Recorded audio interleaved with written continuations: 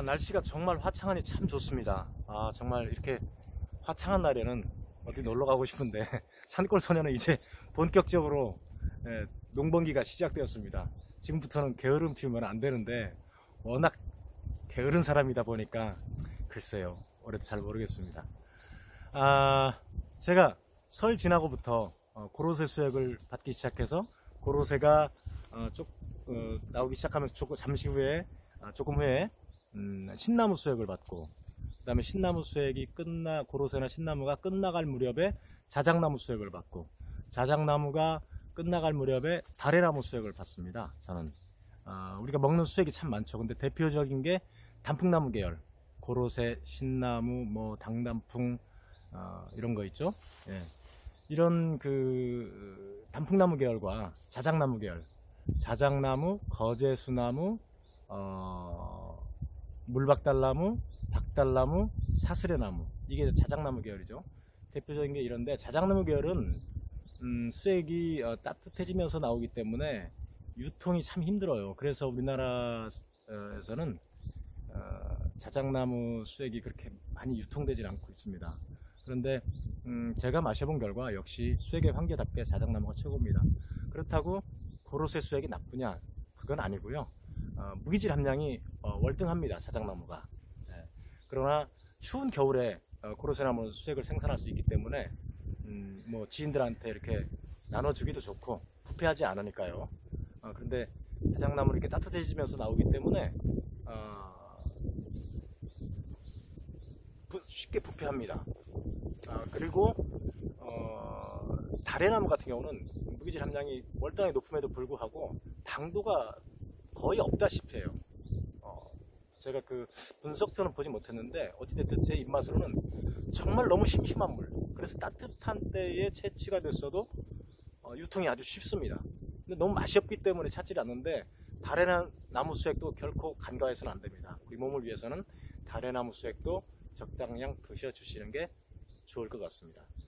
그러면 무기질 함량은 어떻게 차이가 있느냐? 우리 인체 이로운 칼슘, 칼륨, 마그네슘 등등등등 있죠. 이게 전반적으로 하나하나 열거하면 너무 복잡해지니까, 또한 제가 머리가 나빠서 그걸 다 기억할 수도 없고, 전체적으로 말씀을 드리면 고로쇠가 가장 낮습니다. 우리가 고로쇠하는데 무기질 함량이 고로쇠가 가장 낮아요. 그 다음에 부분적으로 좀 좋은 게 많이 있는 게 당단풍, 그리고 칼륨 같은 경우는 신나무가 더 고로쇠보다 많습니다. 상당히 많아요. 그리고 고로쇠보다 글쎄 몇 배 차이가 나더라? 아무튼 어마어마하게 차이가 나는 게 자작나무 계열입니다. 자작나무 계열들이 전반적으로 무기질 함량이 높고요. 그런데 자작나무 계열에서도 가장 무기질 함량이 높은 게 거제수나무입니다. 우리가 흔히 알고 있는 백자작, 하얀 자작나무에 비해서 2배가량 무기질 함량이 높은 게 지리산 부근에 자생하고 있는 거제수나무. 그래서 거제수나무 같은 경우는 신라시대 때부터 고구 무렵에 거자수라고도 합니다. 거자수물을 마셔줘야만 1년 동안 무병한다 하는 그런 설이 있죠.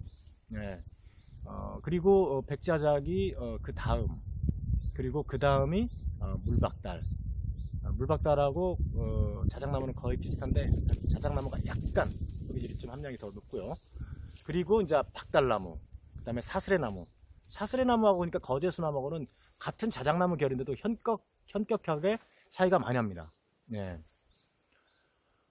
그리고 이제 다래나무도 무기질 함량이 굉장히 높아요. 고로쇠하고는 비교가 안 됩니다. 정말로 무기질 함량이 높은데 당도가 없어서 맛이 없어요. 너무 심심한 물. 어찌됐든 유럽에서는 자작나무가 만병통치약으로 통합니다. 그래서 뽕나무와 마찬가지로 자작나무도 버릴 게 하나 없는 나무입니다. 자작나무 수액부터 자작나무 가지, 자작나무 이파리, 자작나무 피, 백화피라 해가지고 한약재로서 사용하고 있죠. 약효에 대해서는 굳이 제가 다 약장수도 아닌데 열거할 필요 없이 여러분이 인터넷 검색해 보시면 아마 정말 대단하다고 느끼실 겁니다.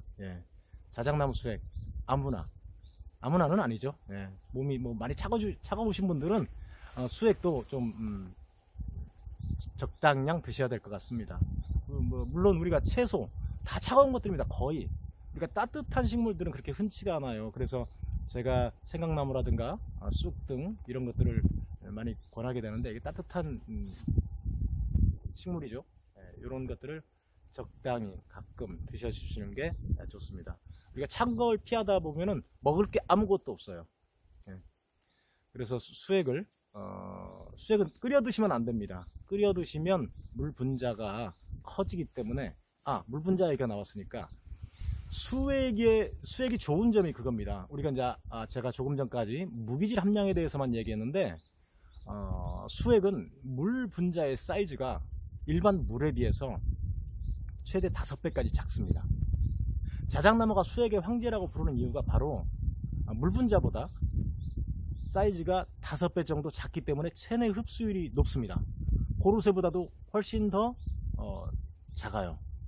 수액이 전반적으로 물 분자보다는 사이즈가 작은데 그 중에서도 자작나무는 일반적인 물, 수돗물이라든가 우리 땅속에서 나오는 물이라든가, 이런 물에 비해서 5배가량 물 분자의 부피가 작기 때문에 체내 흡수율이 좋습니다. 그래서 이 자작나무 수액을 마셨을 경우에는 진피증까지 이게 침투합니다. 그래서 피부 보습에 상당한 영향을 미치죠.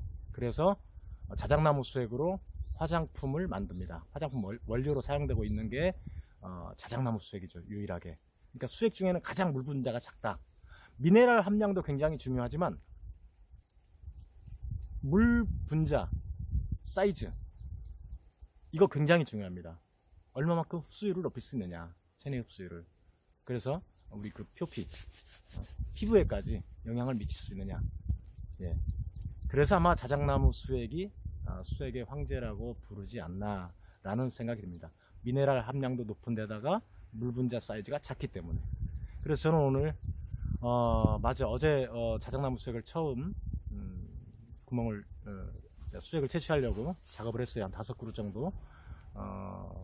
많지 않기 때문에 저희 바로 집 뒤에 있는데, 오늘 한 3그루 정도 마저 해서 앞으로 일주일에서 열흘 정도 수액을 채취해서 주변 지인들하고 이렇게 나눌 계획입니다. 이게 백자작입니다.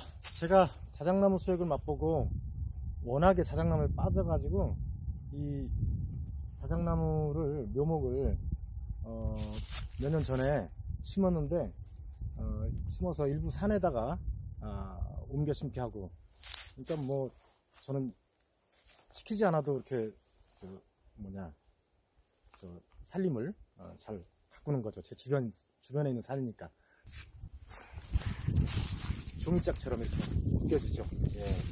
이게 이제 백자작입니다. 우리가 흔히 자작나무라고 말하는 대표적인 자작나무죠. 그리고 이 자작나무 같은 경우는 이 가지도 약했습니다. 이뇨작용도 잘 되고 아무튼 여러가지 양리작용을 하는데, 제가 약장수가 아니고 머리가 그렇게 좋지 못해가지고 그거를 다 기억할 수는 없습니다. 찢어진 백과사전이죠. 그리고 저 자작나무 하얀 표피, 백화피, 이 또한 한약재로 오래전부터 사용해 왔습니다. 수액, 이파리, 이 자작나무 잎도 차를 만들어서 서양에서도 많이 사용을 해요. 여러가지 양리작용을 하기 때문에. 그래서 이게 대표적인 백자작.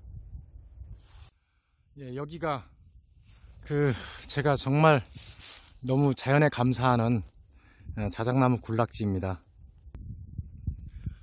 지금 역광이라서 이쪽은 잘 보이질 않는데, 모두 다 해서 약 한 20그루 정도 되나? 제가 세보진 않았습니다만 이렇게 자작나무가 있어요. 그런데 이 자작나무를 다 채취할 수는 없습니다. 상당히 왕성한 아주 튼실한 녀석들만 채취를 해야 됩니다. 이 수액 채취도 무분별하게 하면은 정말 살림을 훼손하게 됩니다. 자작나무 숲에도 예쁜 생강나무꽃이 폈네요. 요건 아직 제가 작년에 심은 자작나무입니다. 백자작. 이 부분이 횡하니 잡풀만 우거져 있었는데 제가 이걸 심었고요. 심었는데 멧돼지 녀석이 여기를 갉아먹었는지 아유, 자작나무에서 당분이 나와서 그런지 개미들이 잔뜩 붙어 있네요. 이 녀석은 죽을 것 같은데 걱정입니다. 여기까지 그냥 나무를 엄청 힘들게 들고 와서 열심히 심었는데.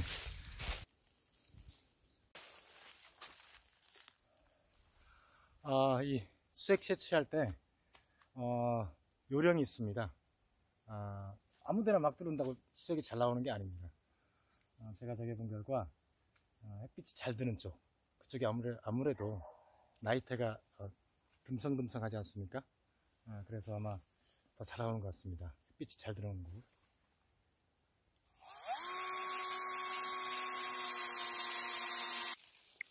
물이 아주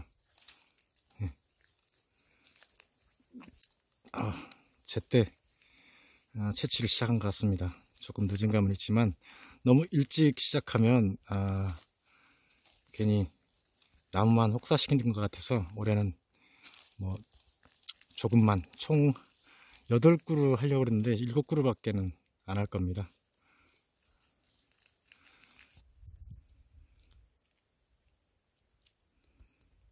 자작나무 수액이 제때는 이게 장기간 수액을 채취할 수는 없습니다.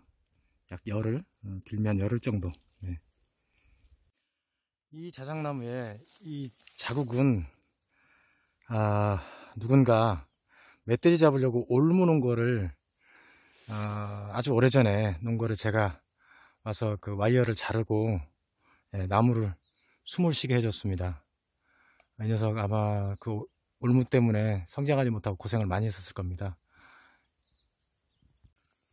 이 녀석은 매년 수액이 그렇게 많이 안 나오던 나무입니다. 나무마다 전부 특성이 달라요. 근데 물이 많은 녀석도 있고 적은 녀석도 있고 그런데 올해는 일단은 초기 반응은 좋은데 글쎄요, 두고 봐야죠. 이 녀석은 좀 까칠합니다. 그리고 수액이 물의 양도, 수액의 양도 다르지만 맛도 다릅니다. 좀 싱거운 녀석, 좀 달달한 녀석, 약간 떫은 맛도 살짝 나는 녀석도 있고 그렇습니다. 사람도 전부 그 체질이 다르듯이 나무들도 체질이 다릅니다.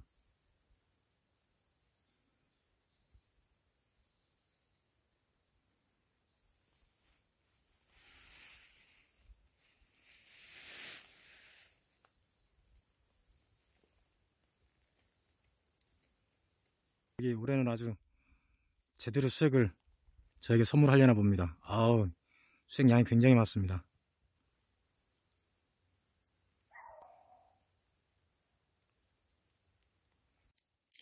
어제 작업해 놓은 녀석인데 수액 양이 너무 적습니다. 진짜 이거밖에 안 나왔네. 이 녀석 까칠하고 나오네. 와우, 이 녀석은 많이 나왔네요. 작은 통에 반통, 약 한 2리터? 2리터 정도 될 것 같습니다.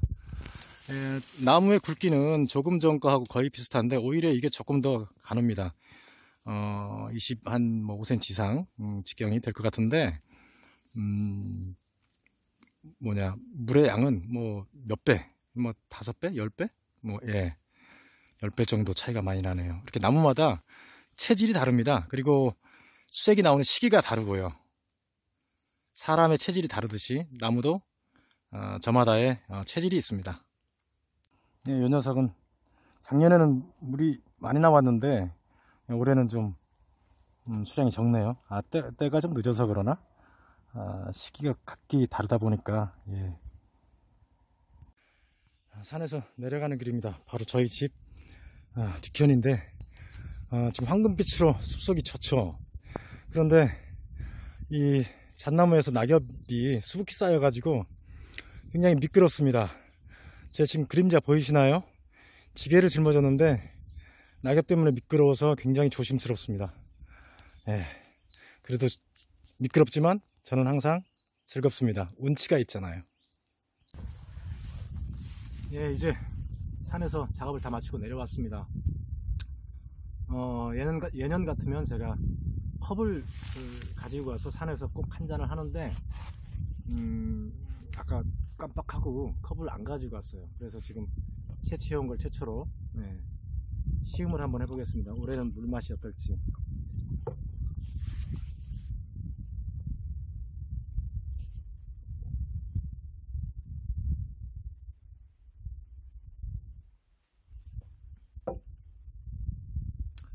올해는 유독 나무 냄새가 더 많이 나고요. 약간 떫은 맛이 있고, 뭐 그러네요. 좀 싱겁다고 해야 되나? 예, 그런 것 같기도 하고. 매년 물맛이 다르고 또 채취 시기별로도 다릅니다. 예, 올해는 좀 늦어서 그럴 수도 있고요. 떫은 맛이 좀 있는 것은 아무래도 글쎄요. 섬유질 속에 뭐 섬유질과 그 탄닌 뭐 이런 것들이 좀 작용하지 않았나. 시간이 갈수록 섬유질이 좀 더 나오는 것 같아요. 아무튼 저는 이 자작나무 수액을 가장 기다리는 수액입니다. 이 자작나무 수액이 저를 살렸거든요. 여기 산골에 와가지고 이 수액으로 인해서 제 몸이 엄청나게 좋아졌어요.